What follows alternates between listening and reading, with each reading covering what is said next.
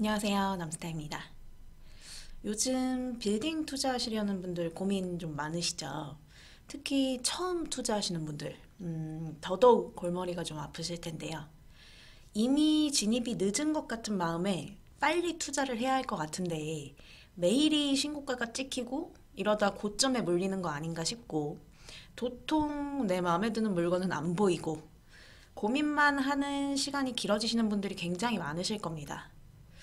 입지가 괜찮은가 싶으면 가격이 비싸서 내가 최고가 찍고 들어가야 되고, 가격이 좀 마음에 든다 싶으면 입지가 좀 떨어지는 것 같고, 리모델링 해보자니 명도 힘들 것 같고, 신축해보자니 건축비가 많이 올랐고, 이건 뭐 산에 산 넘어서 스무고개 느낌이시죠? 최근 몇 년간 이 풍부한 유동성과 주택시장 규제의 풍선 효과로 빌딩 시장이 정말 용암보다 뜨거운 불장을 겪으면서 처음 빌딩 시장에 진입하려는 수요자분들도 굉장히 많이 늘었는데 그런 분들이 접근하기가 쉽지 않은 시장이 되기도 했습니다. 예전에는 빌딩이 상업용 부동산으로서 매가 얼마에 수익률 몇 프로, 오케이, 이런 느낌이었다면 지금은 사실 그런 시장이 아니죠. 수익률은 이자만 맞춰줘도 땡큐다. 시세 차익으로 간다. 이런 방향성으로 바뀌어버렸죠. 그러다 보니까 그냥 임대 수익용 부동산에 투자하시려는 단순 투자자들에게는 빌딩이 맞지 않는 시장이 되어버린 겁니다. 물론 뭐 그런 물건들도 간혹 있기야 있는데 손님들도 그런 걸 원하시진 않더라고요. 왜냐면 빌딩은 구분 상가가 아니니까요.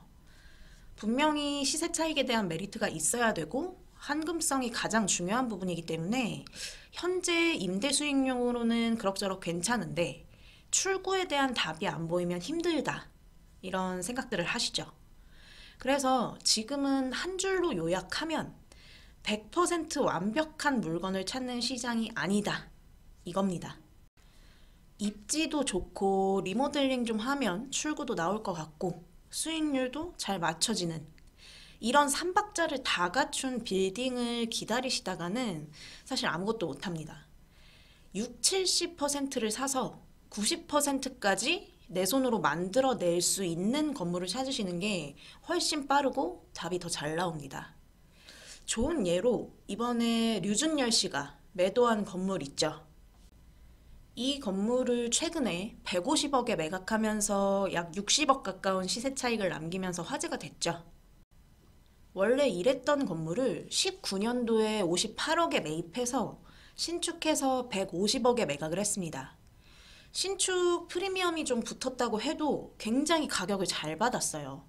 바꿔 말하면 사신 분이 좀 비싸게 사지 않았나 개인적으로는 좀 그런 생각이 들긴 하는데 뭐 어쨌든 류준열 씨가 잘 사서 잘 만들어서 잘 판 거죠. 사실 언주역 이 일대가 지금이야 뭐 강남 전 지역의 수요가 높지만 원래 강남 중에선 그렇게 넘버원으로 주목받는 지역은 아니었죠. 근데 류준열 씨는 과감하게 투자해서 밸류업해서 좋은 가격에 매각을 한 케이스라고 할 수 있죠. 이게 비단 연예인만의 사례가 되는 건 아닙니다. 이걸 먼 나라 이야기라고 생각하시면 지금 빌딩 시장 진입에 답이 없죠. 개인 투자자들도 이런 형태의 투자를 계속 고민하시고 생각하셔야 되는 시기입니다.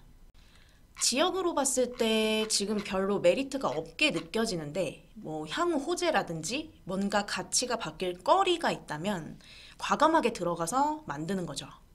임차 재구성이든 리모델링이든 신축이든 그랬을 때 내가 되팔고자 하는 가격을 예상해보고 그 금액이 그 지역 내에서 받쳐줄 만한 금액대라면 황금성은 갖춰집니다. 받쳐줄 만한 금액대라는 건 예를 들면 이런 거죠. 강남에서는 막 1,000억짜리 건물도 매매가 잘 이루어지고 하죠. 근데 반대로 뭐 어떤 지역을 예로 들기가 조금 조심스럽긴 한데 소위 말하는 주요 지역이 아닌 곳들 그런 곳에 1,000억짜리 건물 찾는 수요가 많을까요? 금액대의 수요 자체가 강남이나 주요 지역에 비해 현저하게 떨어진다는 겁니다. 어떤 얘기인지 이해는 되시죠? 그 지역에 적합한 금액대라는 게 있겠죠. 손바뀜이 잘 일어날 수 있는 그 금액대를 맞추시는 것도 중요합니다.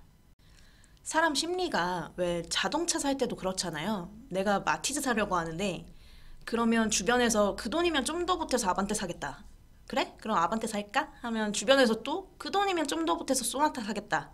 그러다 보면 결국 포르쉐를 산다는 그 우스갯소리도 있듯이 300억짜리 건물 살 거면 다른 데 볼 게 아니고 강남 봐야지.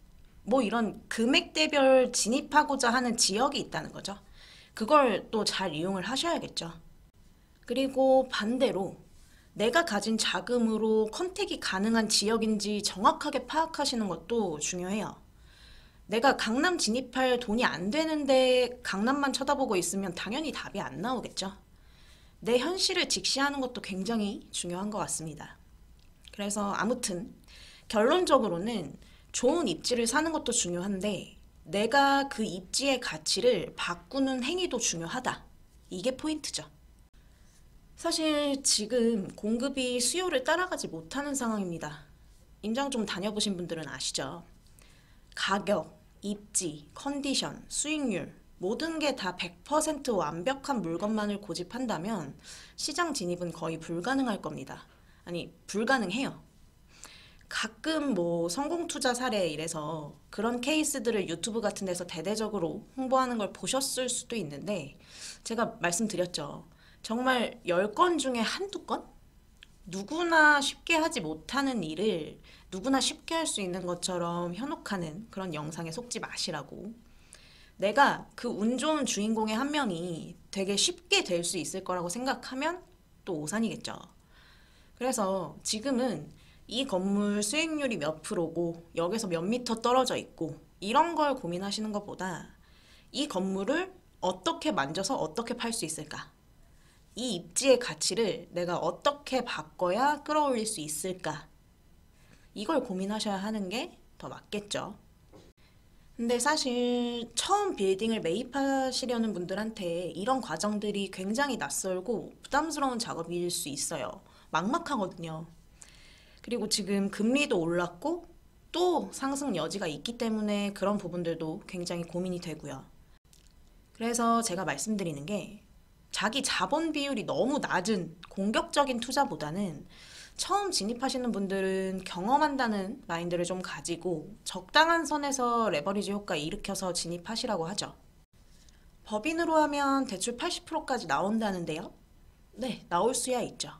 근데 대출이 나온다고 해서 처음 빌딩 투자하시는 분들이 지금 80%까지 대출 땡겨서 내 자본 20% 넣고 진입을 한다? 글쎄요. 좀 경험 많고 건물 여러 번 만져봤고 이런 분들이라면 모를까 처음 하시는 분들한테는 좀 추천드리고 싶진 않습니다. 개인차가 좀 있긴 하겠지만 그렇게 하려면 정말 1부터 10까지 다 체크해 줄 수 있는 투자 파트너, 전문가가 옆에 있어야 가능하지 않을까 생각을 좀 해봅니다. 잠깐 다른 얘기를 하면 사실 요즘 신축이 건축비가 많이 올라서 신축보다 리모델링으로 많이들 보시려고 하는데 리모델링이 또 명도가 힘든 경우가 많아요. 오히려 명도 작업이 쉬운 신축 부지들이 더 빠르게 진행되고 메리트 있는 경우도 있습니다. 그거는 건물마다 다 다르기 때문에 뭐가 더 적합할지 판단을 각각 좀 하셔야 하는 부분이고요. 진짜 빌딩이라는 게 단순하지가 않고 정말 복합적이라 이게 그냥 앉아서 유튜브만 본다고 해결되는 건 없는 것 같아요. 전문가 얘기도 들어보고 발품도 팔고 물건들도 보면서 직접 경험을 해야 좋은 물건을 컨택할 확률이 높아지지 않을까 생각합니다. 처음은 누구에게나 두렵고 어렵죠.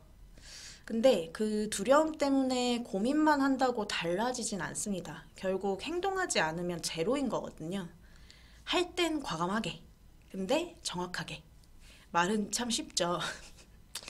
건물주를 꿈꾸시는 많은 분들이 성공하시길 바라겠습니다. 그 성공에 또 제가 함께 해드릴 거고요. 오늘 영상은 여기까지 하도록 하겠습니다. 구독, 좋아요 많이 많이 눌러주시면 감사하겠습니다. 남스타였습니다. 감사합니다.